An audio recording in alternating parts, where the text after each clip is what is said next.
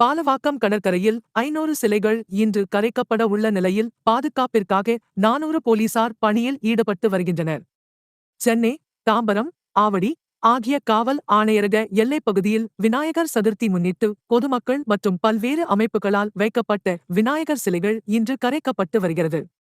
இதற்காக விநாயகர் கரைக்கப்படும் இடங்களான பாலவாக்கம், கோவளம் கடற்கரை ஆகிய இடங்களில் பலத்த காவல்துறை பாதுகாப்பு போடப்பட்டுள்ளது.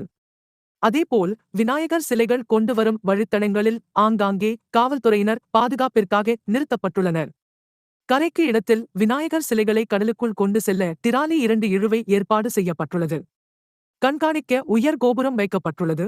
திரோன் மூலம் கண்காணிக்கப்படுகிறது. கடலுக்குள் பக்தர்கள், பொதுமக்கள் செல்ல தடை விதிக்கப்பட்டு தடுப்புகள் போடப்பட்டுள்ளது. சிலைகளை கடலுக்குள் கொண்டு செல்ல தன்னார்வலர்களும் தீயணைப்பு துறையினரும் 100 பேர் ஈடுபடுத்தப்பட்டுள்ளனர். இன்று மட்டும் 500 விநாயகர் சிலைகள் கரைக்கப்பட உள்ளது குறிப்பிடத்தக்கது. 400 காவல்துறையினர் பாதுகாப்பில் ஈடுபட்டுள்ளனர். சென்னை வேளச்சேரி, கிண்டி, ஆலந்தூர், பல்லாவரம், குரோம்பேட்டை, தாம்பரம், பெருங்களத்தூர், சோமங்கலம், குன்றத்தூர், எசுதாஷ் எம்இசி, இஜுசிஆர், ஓஇஎம்இஆர் உள்ளிட்ட இடங்களில் இருந்து சிலைகள் கொண்டு வரப்படுகின்றன. தற்போது வரை 50க்கும் மேற்பட்ட சிலைகள் கரைக்கப்பட்டுள்ளன.